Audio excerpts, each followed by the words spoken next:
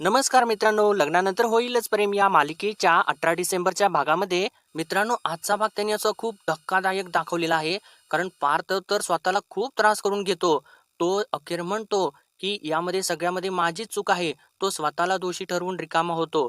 तर तेव्हा जेव्हा त्याला सांगायचा प्रयत्न करत असतो की नाही अरे दादा, तुझा याच्यामध्ये काही दोष नाहीये. आणि काव्या सुद्धा त्याला सांगायचा प्रयत्न करत असते की दोष परिस्थितीचा आहे. त्यावेळी लग्न आपल्या चौघांची जेव्हा लग्न लागत होती तेव्हा आपण काय करणार होतो? त्या गावकऱ्यांच्यामुळे सगळं काही झालेलं आहे. तरीसुद्धा पार्थ काही ऐकत नाही. तो स्वतःलाच दोष देऊन घेतो आणि त्यानंतर तो म्हणतो, की काव्यासुद्धा पवित्र आहेत जीवा. मी त्यांना स्पर्शसुद्धा केलेला नाहीये. तर तेव्हा जीवासुद्धा त्याला सांगतो, "अरे दादा नाही, मला माहिती आहे तू हे सांगायची काहीसुद्धा गरज नाहीये. अरे दादा, आमचं नातं जरी असलं ना अगोदरचं तरीसुद्धा आम्ही मर्यादा पाळलेली आहे. आम्ही सुद्धा मर्यादा ओलांडलेली नाहीये." असं तो सगळं काही त्याला सांगायचा प्रयत्न करत असतो. पण तेव्हा पार्थ तर काही ऐकायच्या मनस्थितीतच नसतो. आणि त्यानंतर आता इकडे नंदिनी सुद्धा खूप अनकॉन्शियस होते मित्रांनो. ती तर असं म्हणते, की 2 प्रेम करणाऱ्या जीवांनी एकत्र यायलाच हवं. आणि ती चक्क जीवाचा आणि काव्याचा हात एकमेकांच्या हातात देते.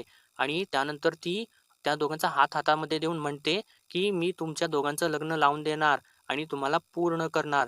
कारण 2 प्रेम करणाऱ्या जीवांनी एकत्र यायलाच हवं. आणि त्यानंतर तर आता ती चक्क खोलीमध्ये गेल्यानंतर त्यांचं फोटो फ्रेम असते ती फोडून टाकते. आणि आता यांनी इथपर्यंत असं दाखवलेलं आहे आजच्या भागामध्ये.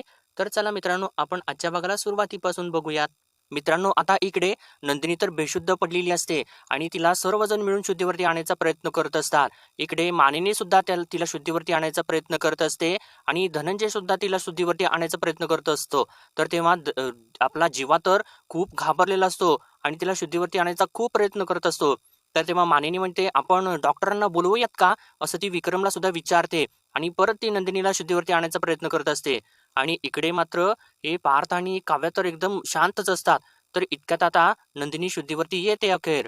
आणि नंदिनी शुद्धीवरती आल्यानंतर या सगळ्यांचा जीवात जीव थोडासा येतो. आणि तेव्हा नंदिनी जेव्हा शुद्धीवरती येते आणि तेव्हा ती उठते आणि डायरेक्ट ते लिहिलेलं असतं ना, अभिनंदन जीवा आणि काव्या, त्याच्याकडेच ती बघते. आणि तेव्हा जीवाचं लक्ष सुद्धा त्याच्याकडे जातं. आणि नंदिनी आता थोडीशी अनकॉन्शियस झालेली असते आणि ती उठून बसते. आणि तेव्हा तिला काही कळतच नसतं. तर आता ते सर्वजण विचारू लागतात, "नंदिनी, नंदिनी तुला काय होतंय?" तर तेव्हा मानिनी सुद्धा तिला म्हणते, "नंदिनी थोडंसं पाणी पितेस का बाळा?" तर तेव्हा ती काही नाही असं म्हणजे ती काही बोलतच नाही. ती एकदम शांतच असते आणि तिला थोडंसं घाबरट सुटतं. म्हणजे आता मानिनी जीवाला म्हणते, "तू जरासं ते तिच्याकडे बघतोस का?" तर तेव्हा आता जीवा नंदिनीला हाक मारतो. नंदिनी असं हाक मारल्यानंतर नंदिनी तर जाऊन चक्क आपला मानिनीलाच कवटाळते. तर तेव्हा जीवा अजून घाबरतो आणि थोडं ते जीवा आता तिला म्हणू लागतो, "अगं नंदिनी थोडंसं पाणी तरी पी, जरा काहीतरी बोल."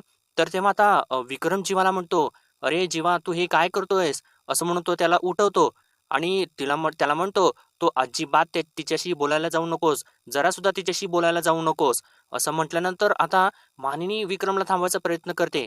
"अहो तुम्ही असं का करताय?"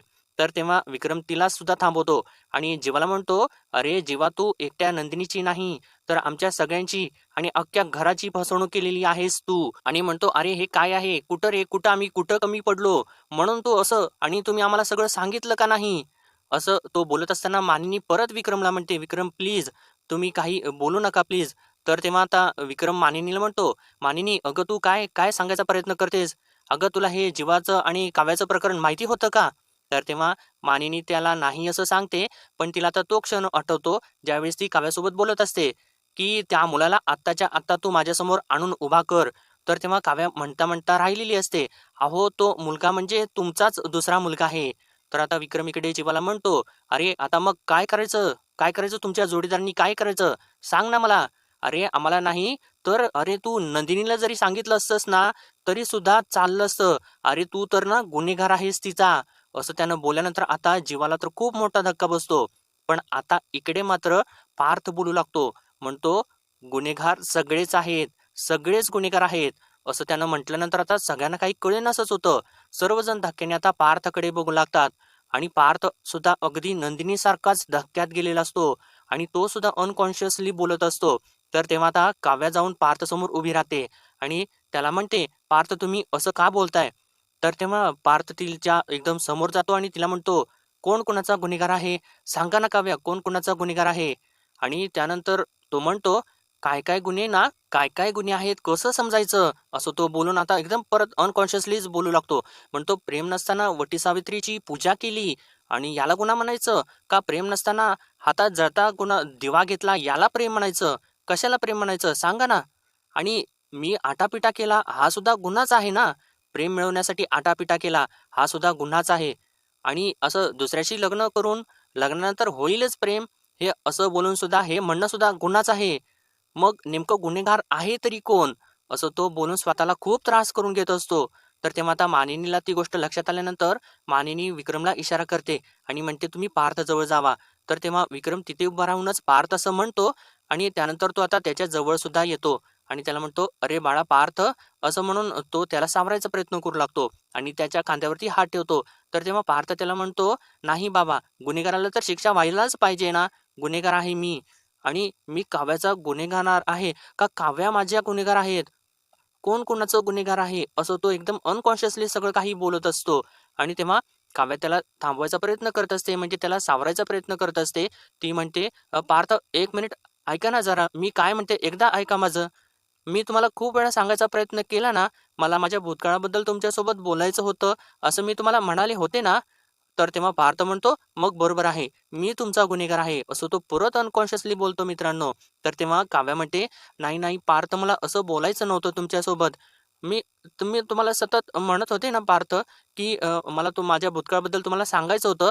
तर तेव्हा पार्थ म्हणतो, "नाही, तेव्हा मला नव्हतं माहिती, की तुमचा भूतकाळ हा हा माझा पास्ट, प्रेझेंट, फ्युचर माझा भाऊ आहे. हे मला नव्हतं माहिती." पार्थ म्हणतो. तर तेव्हा तो म्हणतो, "मला वाटलं होतं, की तुमचा काहीतरी पास्ट असेल आणि जो लग्नानंतर मागे पडला असेल आणि तुमचा पास्ट जीवा आहे हे मला माहिती नव्हतं. पण तुम्हाला तर नक्की माहिती होतं ना काव्या, मग तुम्ही असं का केलंत? तुम्ही मला सांगायला हवं हवं होतं, सांगायला हवं होतं तुम्ही मला. तुम्ही का नाही सांगितलत मला? आणि का तुम्ही असं केलंत काव्या?" तर तेव्हा काव्या त्याला म्हणते, "this is not fair Parth, this is not fair. मी तुम्हाला सांगायचा प्रयत्न केला होता पार्थ आणि कितीतरी वेळा, कितीतरी प्रसंगी मी तुमच्यासमोर येऊन तुम्हाला विनंती केलेली होती. कितीतरी वेळा मी तुम्हाला म्हणाले, माझ्या भूतकाळाबद्दल बोलायचं आहे तुमच्याशी. पण काय करणार होते मी सांगा ना मला, मी काय करणार होते? तुम्ही ना मला आणि आपल्या नात्याला एक्सेप्ट करून बसलेला होता. कसं बोलायचं मी हे? आणि काय केलं असतं मी?" असं म्हणून ती जोराने रडू सुद्धा लागते मित्रांनो आणि तिला सुद्धा खूप त्रास होत असतो. तर काव्या पुढे म्हणते, "तुम्ही माझं ऐकून घ्यायला तयारच नव्हता पार्थ. मी काय करणार होते सांगा ना मला." तर तेव्हा पार्थ म्हणतो, "हो, बरोबर आहे तुमचं. अहो, मीच मूर्ख होतो. तुमच्या प्रेमामध्ये मी वाहवत गेलो आणि मलाच काही कळत नव्हतं. मीच वेडा होतो आणि मी विचारच नाही केला, की तुम्ही माझ्यापासून लांब का जाताय. ॲक्चुअली ना मी केला होता विचार, पण काय झालं माहिती आहे का, की त्याने काय झालं, जे काही झालं ते सगळं तुमच्या मनाविरुद्ध झालं. पण मला माहिती नव्हतं, की तुम्हाला हे लग्न नको आहे. पण मी लग्न लागायच्या आधी तुम्हाला विचारलेलं होतं ना, तुम्हाला मला काही सांगायचं आहे का? विचारलं होतं ना, किमान माझं लग्न ठरायच्या अगोदर मी फक्त नवरदेवाच्या वेशात होतो. पण तुमची लग्न करायची तयारी आहे का? असं मी तुम्हाला विचारलं होतं ना काव्या. तर तेव्हा त्या काव्याला तो क्षण आठवतो. ज्यावेळेस पार्थने लग्नाच्या आधी म्हणजे तो लग्नाच्या वेशात असतो, पण त्याने काव्याला विचारलेलं असतं, की "तुमचं लग्नाच्या आधी कोण काही आहे का? तुमचं प्रेम कोणावरती आहे का?" आणि तेव्हा काव्याने काही न बोलता म्हणजे त्या परिस्थितीला अनुसरून ती काही बोललेली नसते आणि ती गप्प बसलेली असते त्यावेळेस. आणि आता पार्थ परत हिला म्हणतो, "तुम्ही मला सांगायला हवं होतं ना काव्या. काहीही करून मी ते लग्न थांबवलं असतं काव्या." असं त्यानं म्हटल्यानंतर आता काव्या म्हणते, "कसं? कसं थांबवलं असतं सांगा बरं मला? कसं तुम्ही थांबवू शकला नसता पार्थ?" आणि किती गोष्टी घडत होत्या पार्थ त्या लग्न मंडपात तुम्हाला माहिती आहे ना? अहो, माझे बाबा सगळ्यांचे हातापाया पडत होते आणि इकडे माझी आई, माझ्या आईच्या तोंडावरती तर काळं फासत होते आणि तो आता क्षण आता पार्थला आणि काव्याला आठवू लागतो. ज्यावेळेस सर्वजण गावकरी त्यांच्या अंगावरती गेलेले असतात आणि त्यांच्या तोंडाला काळं फासायचा प्रयत्न करत असतात आणि तेव्हा काव्या सगळ्यांना अडवत असते. तर काव्या पुढं म्हणते, "तुमची आई मानिनी काकू त्यांच्या कपाळावरती तर काचेचा ग्लास फोडलेला होता." आणि तेव्हा आता एका गावकऱ्याने मानिनीच्या डोक्यावरती काचेचा ग्लास फोडलेला असतो. तो क्षण सुद्धा आता इथे त्यांना आठवतो आणि ते आठवल्यानंतर इकडे आता मानिनीला सुद्धा त्रास होऊ लागतो आणि तेव्हा काव्या पुढं म्हणते, "माझ्या मामी बहिणीची सोयरीक तुटत होती तिथे. मी काय करणार होते आणि तुम्ही सुद्धा काय करणार होतात?" आणि एवढं सगळं काही घडत होतं तिथे. पार्थ, तुम्ही थांबवू शकला असतात का ते लग्न? तुम्ही थांबवू शकला नसतात पार्थ. आपल्या आयुष्यामध्ये इतक्या गोष्टी चालू होत्या पार्थ, म्हणून मी नाही थांबवू शकले आणि मी सांगू सुद्धा नाही शकले पार्थ. असं बोलत असताना ती चक्क त्याच्यासमोर हात जोडते आणि मान सुद्धा खाली घालते. तर तेव्हा पार्थ म्हणतो, "पण काव्या, लग्न करून घरी आल्यानंतर आपण किती दिवस एकत्र राहिलो आणि तेव्हा सांगायचं होतं ना तुम्ही. किती वेळा क्षण तसे आले होते. तुमची घुसमट, तुमची चिडचिड मला कळत होती. पण ती का होत होती हे मला माहीत नव्हतं. मला ते समजत नव्हतं काव्या. तुम्ही माझ्या हातून श्रीखंड नाकारताना, आपल्या लग्नाचा फोटो नाकारताना, आपल्या लग्नाची फर्स्ट मंथ अॅनिव्हर्सरी नाकारताना, एकदा तरी मला सांगायला पाहिजे होतत ना तुम्ही काव्या मला. तुम्ही सांगायला हवं होतत ना." असं तो आत्तापर्यंत तर तिच्या डोळ्यामध्ये डोळे घालूनच बोलत असतो. आणि त्यानंतर म्हणतो, "तुम्ही जर एकदा सांगितलं असतं ना, तर मी सगळं काही लुटून दिलं असतं तुमच्यावरती. सगळं काही सोडलं असतं काव्या. आणि लग्नानंतर आज इतके दिवस झाले, पण मी अजूनपर्यंत तुम्हाला पार्थ देशमुख कळालेलाच नाहीये. नाही, मी माझ्या भावाचं जॅकेट हक्काने घेतो, पण त्याचं ज्या मुलीवरती प्रेम आहे, त्याच्यावरती ना मी हक्क सांगायला गेलो नसतो काव्या." आणि असं त्यानं म्हटल्यानंतर आता काव्याला तर खूप मोठा धक्का बसतो. आणि तेव्हा आता विक्रम पार्थला सावरायचा खूप प्रयत्न करत असतो. त्याला गुंजारत असतो, त्याच्या पाठीवरतून सारखं-सारखं हात फिरवत असतो. तरीसुद्धा पार्थ आतून तुटत चाललेला असतो आणि हे विक्रमला सुद्धा समजत असतं. तर आता असं तो बोलत असताना जीवाला धक्का बसतो आणि जीवा धावतच त्याच्याजवळ येतो आणि म्हणतो, "अरे दादा, दादा बघ, अरे माझ्याकडे बघ."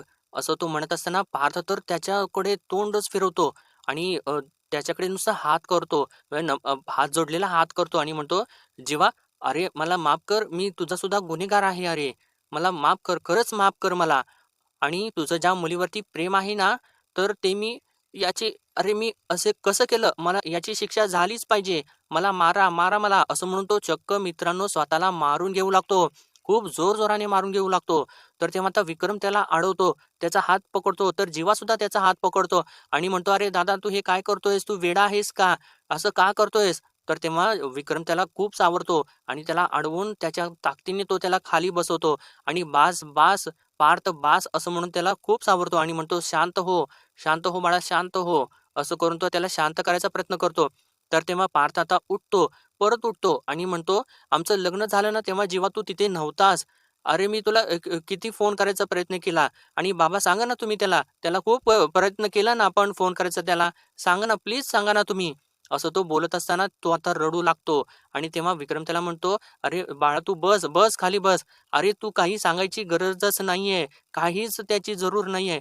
अरे त्या लग्नामध्ये एक नाही तर 4-4 बळी बळी गेले होते आणि त्या लग्नाच्या वादळामधून तुम्ही कसा मार्ग काढला ना, हे सगळं काही आम्ही बघितलेलं आहे बाळांनो. तुम्ही अजिबात त्याला दोषी नाहीये आणि तू शांत हो बाळा, तू शांत हो." असं म्हणून त्याला तो खूप शांत करायचा प्रयत्न करत असतो. तर आता तेव्हा जीवा त्याच्यासमोर गुडघ्यावरती खाली बसतो आणि त्याला म्हणतो, "दादा, अरे दादा, तू माझं थोडंसं ऐकून घे. अरे मला माहिती आहे, सगळं काही माहिती आहे. तू बघ ना, एकदा एकदा बघ माझ्याकडे." असं तो बोलत असताना पार्थ तर त्याच्याकडे फक्त हात जोडूनच असतो आणि त्याने त्याच्याकडे तोंड फिरवलेलं असतं. तर जीवा त्याला आता पुढे म्हणतो, "अरे दादा, मी तुला काही बोललेलो आहे का? तू स्वतःला का मारून घेतोय? अरे ते गाव, ते लग्न, ते दिवस, हे सगळं काही त्या नशिबाने मारलेली आपल्याला कानाखाली होती. तुझा काही सुद्धा दोष नाहीये अरे.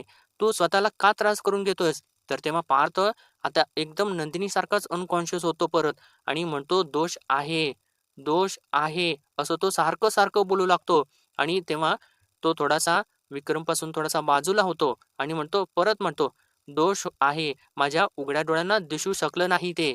जिला मी माझ्या खोलीमध्ये राहायला भाग पाडलं. तिचा आत्मा माझ्या आतमध्ये काही म्हणजे तिचं काहीच गुंतलेलं नव्हतं माझ्यामध्ये. पण मी त्यांच्यामध्ये गुंतत गेलो रे. आणि अरे जीवा, जीवा पण त्या इनोसंट आहेत हां. तू माझ्यावरती विश्वास ठेव आणि कुठलीच पायरी क्रॉस केलेली नाही अरे." असं तो एकदम धक्क्यानेच त्याला बोलू लागतो. "आणि एक काम कर, तू त्यांना विचार. जर माझ्यावरती विश्वास नसेल ना, तर तू त्यांना विचार. मी मी ना रोज फक्त नव्याने ना माझं प्रेम त्यांच्यासमोर ठेवत होतो. पण मी खरंच अरे लाईन क्रॉस नाही केली जीवा. अरे खरंच नाही लाईन क्रॉस केली." असं म्हणून तो परत आपलं तोंड लपवतो आणि खूप जोराने रडू लागतो. तर तेव्हा जीवा त्याला म्हणतो, "अरे दादा, तू वेडा झालायस का? तू काय बोलतोयस? तू काय बोलतोयस? अरे मला माहिती आहे, हे सगळं काही सांगायची काही एक गरज नाहीये. अरे मला मान्य आहे.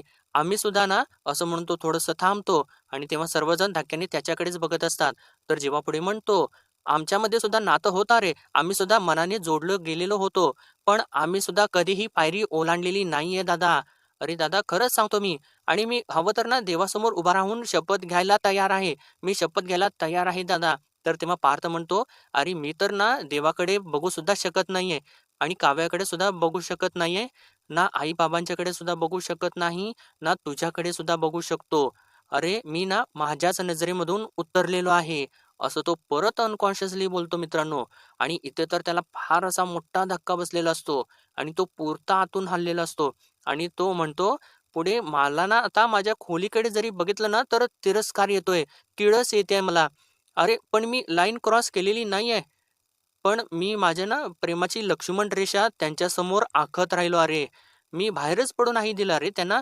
त्यांना मी गुदमरून टाकलं."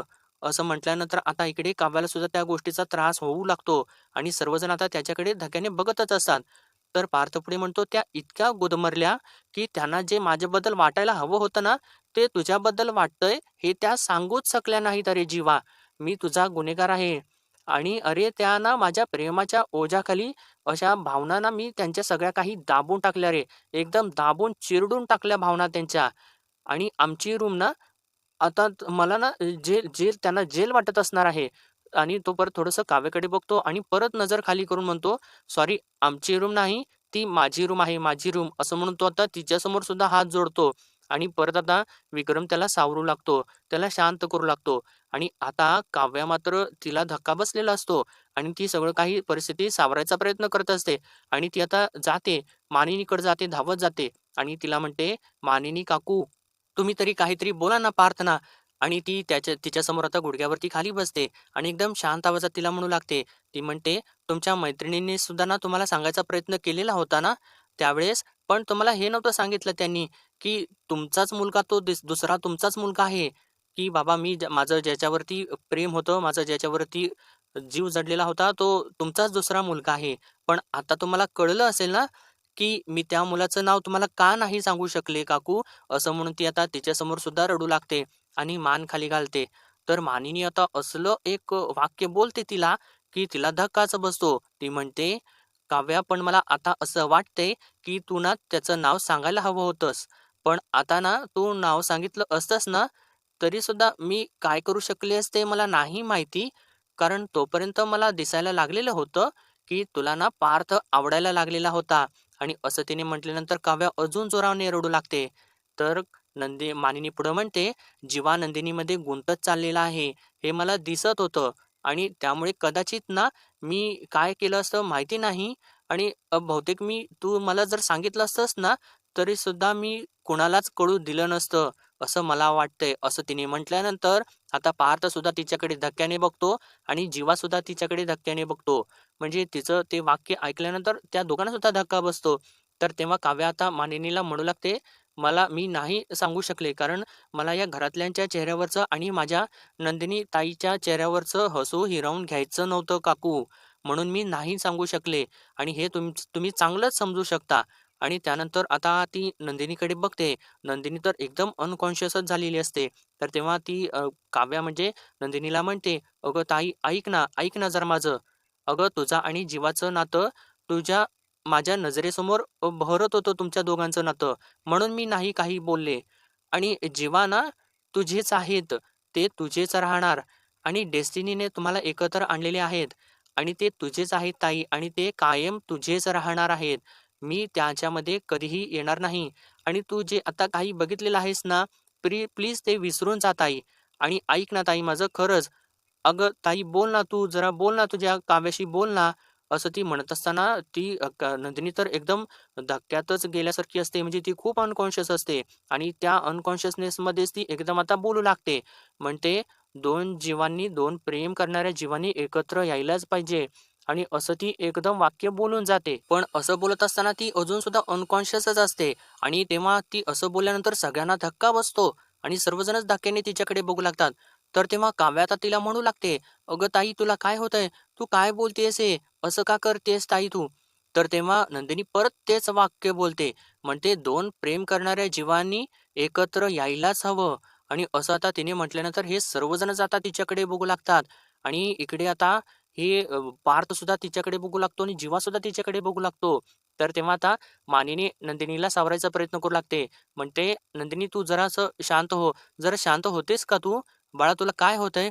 तर तेव्हा आता नंदिनी मानिनीपासून थोडीशी बाजूला होते आणि परत तेच वाक्य बोलते, "2 प्रेम करणाऱ्या जीवांनी एकत्र यायलाच हवं." असं म्हणून ती आता उठून उभी राहते आणि तेव्हा आता धनंजय सुद्धा तिला विचारतो, "नंदिनी?" तर तेव्हा नंदिनी परत तेच वाक्य बोलते. म्हणते, "2 प्रेम करणाऱ्या जीवांनी एकत्र यायलाच हवं." आणि असं ती बोलताना आता काव्या तिला म्हणते, की "ताई, तू असं का बोलतेस? काय बोलतेस ते हे?" तर तेव्हा आता मानिनी जीवाला म्हणते, "अरे जीवा, तू बोल जरा एकदा तिच्याशी." आणि असं तिने म्हटल्यानंतर जीवा तर धावतच तिच्यासमोर येऊन उभा राहतो आणि तिला म्हणतो, "नंदिनी ऐक ना, जरासं तू माझ्याकडे बघ." असं तो बोलत असताना नंदिनी तर त्याच्याकडे बघतच नसते आणि ती अनकॉन्शियस अजून सुद्धा अनकॉन्शियस असते आणि ती समोरच एकसारखी बघत असते आणि तिच्या डोक्यामध्ये काय चालू असतं काय माहिती. तर जेव्हा पुढे तिला परत म्हणतो, "अगं नंदिनी बघ ना, माझ्याकडे बघ ना तू. अगं हे बघ, जे पाहिलंस ना तू, ते विसरून जा आणि जे झाले ना ते सगळं काही तू विसरून जा. काही सुद्धा बदललेलं नाहीये. आपणच एकत्र आहोत आणि आपणच एकत्र असणार आहोत. नंदिनी तुला कळतंय का मी काय म्हणतोय ते? आणि मी तुझा हात नाही सोडणार, अजिबात नाही सोडणार आणि तुझ्या माझ्या कवितेची शपथ, मी अजिबात तुझा हात सोडणार नाही." असं तो एकदम जोराने बोलून जातो. तर आता मात्र नंदिनी त्याच्याकडे बघते आणि त्याला म्हणते, "नाही जीवा, अजिबात नाही. असं आता अजिबात होणार नाही." असं म्हणून ती आता चक्क जीवाचा हात आपल्या हातामध्ये घेते आणि दुसरीकडे काव्याचा हात सुद्धा आपल्या हातामध्ये घेते आणि जीवाच्या हातावरती काव्याचा हात ठेवते आणि म्हणते, "आता यापुढे ना तुमच्या हातामध्ये काव्याचा हात असेल." आणि असं तिने म्हटल्यानंतर इकडे जीवाला सुद्धा धक्का बसतो आणि काव्याला सुद्धा धक्का बसतो आणि ते दोघे सुद्धा धक्क्याने एकमेकांच्याकडे बघू लागतात आणि तेव्हा पार्थ सुद्धा आता धक्क्याने त्यांच्याकडे बघू लागतो. पण तो अजून तिथेच बसून असतो आणि इकडे मात्र आता वसू तर हसू लागते आणि रम्या सुद्धा हसू लागते. तर इकडे धनंजयला खूप मोठा धक्का बसलेला असतो. विक्रमला सुद्धा बसलेला असतो आणि आरुषीला सुद्धा धक्का बसलेला असतो आणि ते सगळे धक्क्याने आता त्या तिघांच्याकडेच बघू लागतात. तर इतक्यातच आता काव्या म्हणते, "म्हणी काय बोलतेस तू ताई हे? काय बोलतेस?" असं म्हणून ती आपला हात मागे खेचून घेते आणि जीवा सुद्धा आपला हात मागे खेचून घेतो. तर काव्या आता पुढे म्हणू लागते, "का ताई तू नाही हे चुकीचं बोलतेस ताई तू हे." तर तेव्हा जीवा सुद्धा म्हणतो, "अगं नंदिनी तू हे काय काय बोलतेस काय?" तर तेव्हा नंदिनी तर अजून अनकॉन्शियसच असते आणि ती तशीच बोलत असते. म्हणते, "मी तर नेहमीच बोलत आलेली आहे ना, की 2 प्रेम करणाऱ्या जीवाने एकत्र यायला हवं, कारण ते एकमेकांना पूर्ण करतात." असे तिने बोलल्यानंतर आता परत सगळ्यांना धक्का बसतो. तर नंदिनी पुढे म्हणते, "आणि खऱ्या प्रेमाचा मान तर आपण राखायलाच हवा ना?" आणि तेव्हा आता जीवाला तो क्षण आठवतो, ज्यावेळेस नंदिनीने म्हटलेलं असतं आनंद निवासच्या बाहेर, की 2 प्रेम करणाऱ्या जीवाने एकत्र यायलाच हवं, कारण ते एकमेकांना पूर्ण करतात, असं माझं म्हणणं आहे. म्हणजे सॉरी तिने देवळामध्ये एकट्याचं लग्न लावून दिलेलं असतं, एका मुलीचं लग्न लावून दिलेलं असतं, तेव्हा ती म्हणालेली असते, की 2 प्रेम करणाऱ्या जीवाने एकत्र यायलाच हवं आणि ती परत-परत तेच-तेच वाक्य बोलत असते. 2 प्रेम करणाऱ्या जीवांनी एकत्र यायलाच हवं आणि तुम्ही नक्की एकत्र याल आणि मी तुमचं लग्न लावून देईन.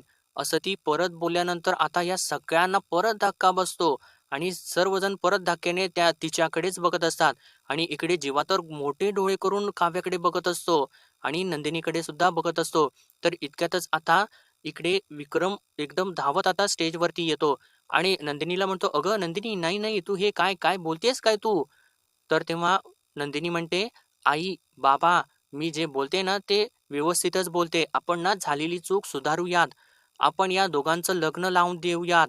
असं तिने वक्तव्य केल्यानंतर परत सगळ्यांच्या पायाखालची जमीनच सरकते आणि तेव्हा विक्रम तर तिला थांबवायचा खूप प्रयत्न करत असतो, पण तो तर तिला काही थांबवू शकत नाही आणि नंदिनी अजून सुद्धा अनकॉन्शियसच असते आणि ती काय बोलत असते, कशी बोलत असते, हे तिचं तिला सुद्धा समजत नसतं आणि जीवा तर एकदम धक्क्याने तिच्याकडे बघत असतो आणि काव्य सुद्धा एकदम धक्क्याने त्याच्याकडे बघत असते. पण पार्थ मात्र अजून सुद्धा तिथेच बसून असतो. तर मित्रांनो आजच्या भागामध्ये एवढंच आणि पुढील भागामध्ये आपण पाहणार आहोत. पार्थ म्हणत असतो, "मला हे लग्न नको आहे आता आणि आता काही सुद्धा कठीण जाणार नाहीये." तर जीवा त्याला थांबवायचा प्रयत्न करत असतो. तर तेव्हा पार्थ पुढे म्हणतो, "माझे आणि काव्याचं डिव्होर्स तर होणारच आहे." तर आता असं त्यानं म्हटल्यानंतर नंदिनी आता सांगते सगळ्यांनाच, की आम्ही सगळ्यांनी ना आधीच खूप आधीच डिव्होर्स फाईल केलेला आहे आणि असं तिने म्हटल्यानंतर आता जीवाच्या डोळ्यामधलं तर पाणी काही थांबत नाही आणि तो खूप जोराने रडू लागतो. आणि तेव्हा इकडे मानिनीच्या डोळ्यामधून सुद्धा पाणी येतं आणि विक्रम तर एकदम धक्क्यानेच त्यांच्याकडे बघू लागतो. कारण त्याला त्या विक्रमला सुद्धा आणि मानिनीला सुद्धा हे आत्ताच कळालेलं असतं, की या चौघांनी सुद्धा डिव्होर्स फाईल केलेला आहे. आणि इकडे धनंजयला सुद्धा खूप मोठा धक्का बसतो. तर मित्रांनो, तर त्यानंतर त्यांनी म्हणजे नंदिनी आणि जीवा आपल्या आपल्या खोलीमध्ये येतात.